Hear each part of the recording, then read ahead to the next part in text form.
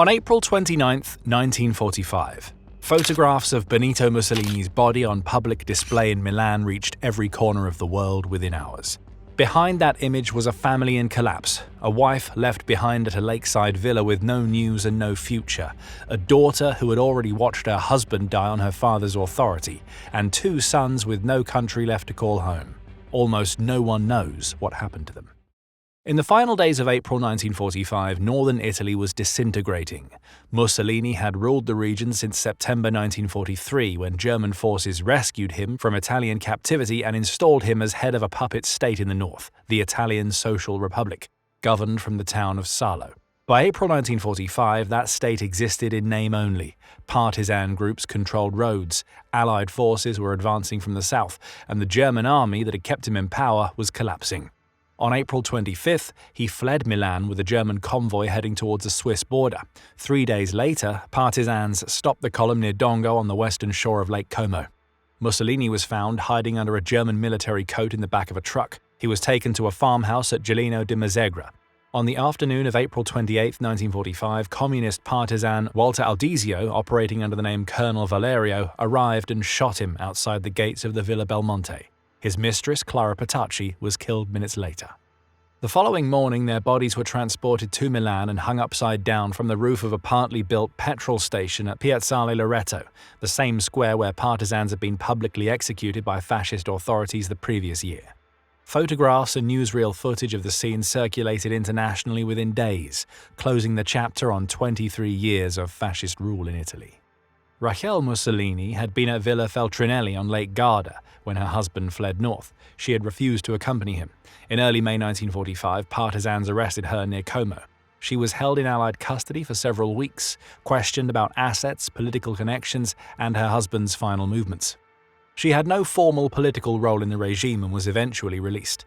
She settled with her younger children in Predapio, the town in Romagna where Mussolini had been born and where the family had deep roots. Of the 4 children who survived the war, only Romano was still young enough to be shielded from its full consequences. Born in 1927, he was 17 when Germany surrendered. Vittorio, the eldest surviving son at 28, had worked in Italy's wartime film industry and had remained close to the regime. He was now facing a country where that association carried serious risk. Both men stayed out of public view in the weeks following the surrender. Bruno Mussolini, the second son, had already been dead for nearly 4 years. He died on August 7, 1941, when the bomber he was test flying near Pisa suffered engine failure and crashed. His death had been one of the few moments during the war when Benito Mussolini was reported to have shown visible grief. Bruno was 23 years old. The daughter, Edda, was nowhere near Italy. She had crossed into Switzerland on January 9, 1944, 15 months before her father's death, carrying something that would shape the family's post-war story more than anything else. Edda Mussolini had married Count Galeazzo Ciano in 1930. He was charming, ambitious, and politically useful to her father, who appointed him foreign minister in 1936. Their marriage gave Edda a position at the center of Italian fascist society. By 1943, it had placed her in an impossible position. On July 25, 1943, the Grand Council of Fascism voted to strip Mussolini of his military command. Ciano was among those who voted against him. When Germany helped Mussolini return to power in northern Italy that September, Ciano's vote became a death sentence. He was arrested, transported to Verona, and put on trial before a special tribunal. Edda made desperate attempts to secure his release, appealing directly to Heinrich Himmler and negotiating through intermediaries in Berlin. None of it worked. On January 11, 1944, Galeazzo Ciano was shot by a firing squad in the courtyard of Scalzi prison in Verona. He was 40 years old. The order had come from the government her father led.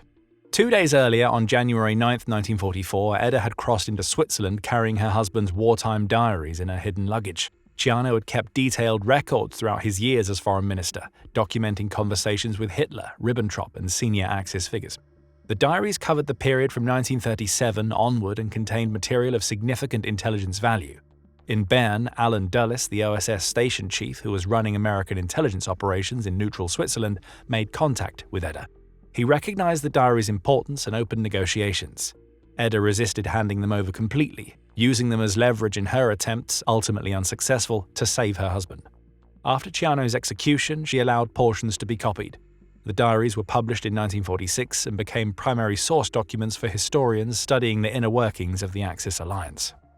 Edda remained in Switzerland for over a year. When she returned to Italy after the war ended, Italian authorities moved quickly. She was tried for collaboration with the fascist regime and sentenced to 2 years' confinement on the island of Lipari, off the northern coast of Sicily. She served her sentence and was released. For the following decades, she avoided public life, declining most interviews. In 1975, she published her memoir, La mia verita, offering her account of Ciano's execution and her father's role in it. She died on April 9, 1995, the last of Mussolini's children to survive into the final decade of the century. While Edda served her sentence on Lipari, someone broke into a cemetery in Milan. After the events at Piazzale Loreto, Italian authorities buried Mussolini's body in an unmarked grave in the Masoccio cemetery on the outskirts of Milan. The location was kept quiet deliberately. Officials feared that a marked grave would immediately become a focal point for fascist sympathizers. For 11 months, the burial site remained known only to a small number of people inside the government. On Easter Sunday, April 21, 1946, it was found anyway. A group of neo-fascists, led by Domenico Lecisi, broke into the Masoccio cemetery and removed the body. Lecisi, a former member of the Italian Social Republic, had been planning the operation for weeks. The theft caused immediate alarm in Rome. Italian police launched a nationwide search, but the body had vanished into a network of fascist sympathizers with no clear trail. For months, investigators found nothing.